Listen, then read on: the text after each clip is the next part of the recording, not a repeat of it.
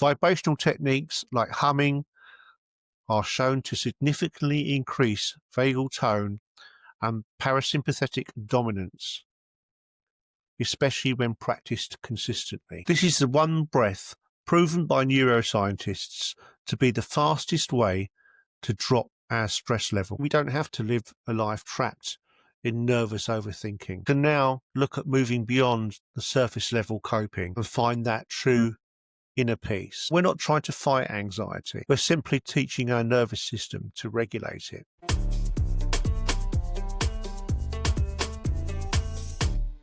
Welcome again, folks, to Peace Unplugged. This is the podcast where we move beyond the surface and look for some answers to some deep questions that we may all have. So today I'm going to say to you, are you an anxious thinker? Get trapped in your own head? If you try to just stop worrying, often like I do, it makes you feel frustrated. Believe me, you're not alone. Constant nagging anxiety. It's a sign that the problem isn't your willpower. It's actually, as I discovered through research, it's your nervous system. So today, for a change, we're going to bypass the usual style of podcast and go through to some practical steps we can take. Specifically, we're going to look at what is known as the vagus nerve. For many years, default approach to stress and anxiety being purely cognitive.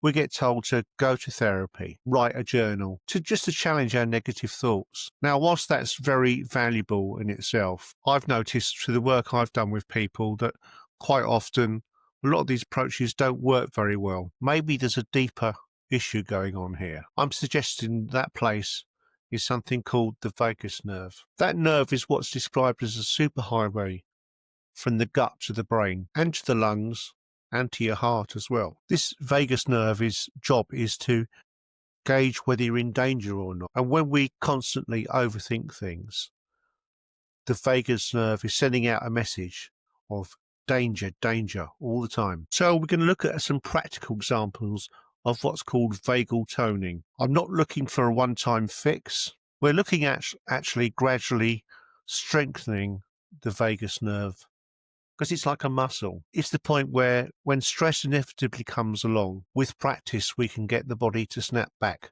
to some peace quite quickly, simply by practice. Get ready to embrace this, shall we say, a biological solution. Keep listening in because I've got coming up 7 science-based approaches we can use. Now, one caveat I will say is that having a go at each of these approaches can be useful, but there's no substitute for just checking with your GP to make sure we're not doing anything that can subsequently affect the rest of physical health. So here we come with number 1. It's called the cold shock reset. This is a powerful interrupt, and it's a little practical thing that you can do when you feel an anxiety attack coming on. You know, that overwhelming feeling when your heart's pounding, you're getting all sweaty, all the thoughts are racing, everything becomes a bit of a blur. At that point, you're in what is known as sympathetic nervous system takeover. When we get to that moment, telling ourselves to calm down simply doesn't work, does it? That's because the mind is the victim of the body's emergency signals. So the challenge is to find out some physical action that we can take. So the answer on this first example is brief cold water exposure. Now, this could be simply as much as splashing cold water on your face or on your neck, perhaps even on the chest. This apparently is an ancient survival mechanism of the body. It instantly tells your heart to slow down and blood vessels to constrict. Now, as I said, be a little bit careful here, because if you've got any heart condition going on or blood pressure issues, just be a little bit cautious about this. The action is direct. What it actually does is it sends a signal to the vagus nerve that safety has been restored. So what we can do is fill a bowl with ice cold water, plunge your face into it for a few seconds, perhaps up to 30 seconds. Alternatively, hold an ice pack on your neck, press firmly, then perhaps press against the sternum as well. This is known as the mammalian diving reflex, and it's been clinically studied for its rapid impact upon the heart. It's a key metric to vagal toning. Now, if the thought of a full ice plunge is a little bit much for you, there is another alternative, and we can start small. So simply, when you take a shower, if you end the shower with a blast of cold water, it will have a similar effect. Make sure that's only on your feet or your back or your neck. It's one of the ways to try and stop panic attacks. Okay, so now here comes the second practical step you can take. It's known as the hum or the chant. You see, the vagus nerve is mechanical. It works best when the areas that it runs through, such as our vocal cords and back to the throat, are actively engaged. Think about how relaxed you feel. Perhaps if you're driving the car down the road and we're singing at the top of our voice, like nobody's listening. It's quite soothing, isn't it? When we're stressed, our throat muscles tighten. It constricts the breath and it prevents the deep, full vibration that the nervous system needs. The throat tension is a physical manifestation of fear. We're literally choking down our feelings. Ever found that moment where it's difficult to speak when you're really in an anxious state? So we go to do vibrational humming. I'm sure you may have listened to a few meditation recordings with the sound of people humming. The sonic waves created by sustained humming to low pitch actually massage the inner branch of the vagus nerve. By creating a strong vibration in the chest, what we're actually doing is physically stimulating the vagus nerve. So the way to do this is close your mouth and make a sustained hum or om. If you do that, you'll notice you can feel the vibration in your chest. So aim to do it for 30 to 60 seconds. Right, so here's the scientific reference. Vibrational techniques like humming are shown to significantly increase vagal tone and parasympathetic dominance, especially when practiced consistently. Now remember, you don't need to sound perfect. Goal here is to make some resonance inside the body. Try this if you're driving down the road on the way to perhaps a meeting where there could be some stress coming about, or perhaps before a difficult conversation. And remember, this is an invisible, powerful tool you can use. And the point is, nobody else needs to know that you're doing it. Right, now we come to trick number 3. That's called the physiological sigh. Now, breathing is one of the most natural things that we do, but when we get stressed, it becomes problematic. We end up with shallow, rapid breathing, what's known as hyperventilating, also known as just chest breathing. When we stress breathe, tiny air sacs in our lungs collapse over time. These sacs are known as, I'm going to attempt to pronounce the word, alveoli. What happens is this creates a buildup of carbon dioxide, and the brain interprets this as suffocation and danger, and that kicks the anxiety into overdrive. So the physiological sigh. This is the one breath proven by neuroscientists to be the fastest way to drop our stress level, followed by one slow, complete exhale through the mouth. This involves a double inhale, and it reinflates those little sacs inside the lungs. And it also will allow us to expel maximum carbon dioxide, and that instantly resets the panic issue. Okay, so how do we do this? So inhale through the nose and then top up with the short second inhale, and then let out a long, slow sigh through the mouth. It's suggested we repeat this 3 times. The research from this comes from Dr. Andrew Huberman, and it was validated by research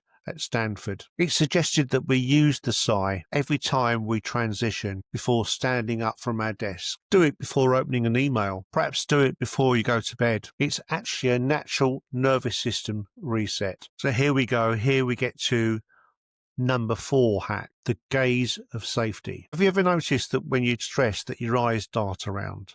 Or have you ever noticed it in somebody else? It's another primal stress response. Apparently, our visual system is deeply wired into the polyvagal theory. It's always scanning the environment for safety cues. When our eyes are moving erratically or focused intensely on nearby screens, it tells our vagus system that there's an alert and that there's potential danger. It's asking us to stay vigilant, and this just simply feeds the overthinking loop. So what we can practice is a soft gaze at the horizon. What this will do is create a feeling of safety. You see, the vagal nerve calms down when our eyes are softly focused in the distance, shall we say, at a non-threatening horizon. So how do we do this? Find a distant object, some 10 to 15 meters away, and look at it with a soft focus. Don't need to stare at it intently, and to slowly move your gaze side to side without moving your head. This stabilization signals to the vagal nerve that the environment is secure. Scientific reference to this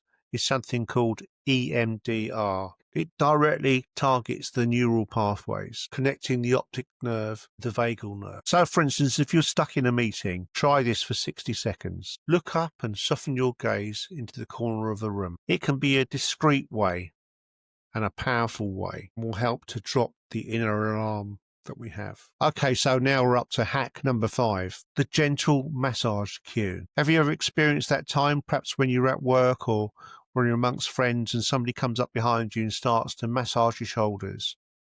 We immediately start to feel relaxed. You see, our skin's the largest organ of the body, and touch is one of the quickest ways to communicate safely. We often overlook the area connected to the vagal nerve, or the vagus nerve, I should say. You know what happens? Tension tends to accumulate in the upper body, round the neck and the shoulders and round the jaw. This is the area where the body gets trapped in that stress. So it's important to try and release the tension around these areas. That way the physical body can let go of the fight or flight response. Something known as the auricular neck massage.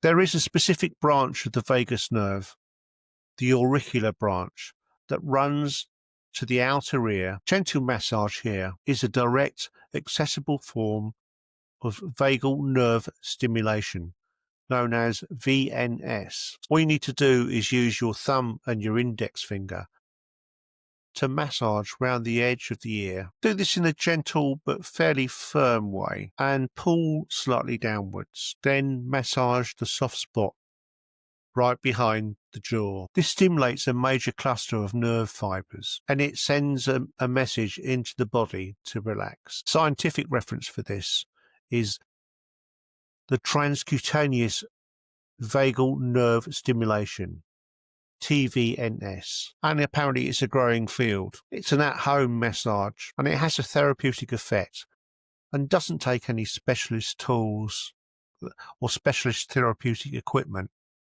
to use it. Suggestion is to try this before sleep. It's a way of replacing that anxious energy, lead us into a more comforting, soothing feeling throughout the body, and it sends a signal to the body to say everything's safe, allowing us to sleep. Okay, so now we're up to hack number 6. This is called the powerful gag or gargling. This one's a little bit unusual, but it suggests it's one of the most powerful ways to stimulate the nerve. It uses the same system as the humming technique, but it does it with a bit more intensity. So we can use this one perhaps when we're seriously overwhelmed, when the gentle ways of doing things don't quite work. It takes something a bit more intense to break the cycle. What we need is a strong involuntary reflex that can override the stress signal. So here we go then. Vigorous gargling. The muscles of the back of the throat, which are responsible for the gag reflex, they're innervated by the vagus nerve. Gargling forces those muscles to contract in a powerful way. So here we go. Take a large mouthful of water and gargle intensely. Do this until it makes your eyes water. Suggested to aim for about 30 seconds. It also suggests that that feeling is slightly uncomfortable, but the neurological payoff apparently is huge. Force of doing so sends a powerful signal to the vagal nerve, or the vagus nerve. I must pronounce that correctly. It's attention shifting immediately to the throat, not to thought. Again, the scientific reference here is gargling is one of the most effective mechanical situations of the pharyngeal branch of the vagus nerve, often cited by clinicians for immediate symptom reduction. If you feel the intense physical onset of a panic attack or a sudden surge of rage or fear, this is the high-octane tool. So, for obvious reasons, use it discreetly in the bathroom. That way you're likely to feel an immediate shift. So finally we get to hack number 7. Probably the most important one. There's a long game strategy here. As I mentioned earlier, the vagus nerve has a connection between the brain and the gut. So far we've been focusing on quick fixes. But if you're seeking to find some long-term peace, we need to address health of the entire vagus nerve. It's said that a huge portion of that, about 80% of it, relates to the gut. That's probably why we got the expression gut feeling. If you found yourself living with chronic stress, it's likely you get some stomach problems. The gut is likely to be inflamed or imbalanced. This imbalance sends negative chemical signals up the vagus nerve to the brain, and that simply feeds that anxiety, and it can also affect depression as well. So we need a way to try and get some positive signals. So there's a suggestion here: gut health probiotics and omega-3s, nourishing the beneficial bacteria in your gut. This directly influences the quality of the signals traveling to the vagus nerve, improving gut health. It's a way of just cleaning the area between the gut and the brain. So it's worth looking for some diverse probiotics. Consider omega-3 rich foods. So that's like fatty fish, flax seeds.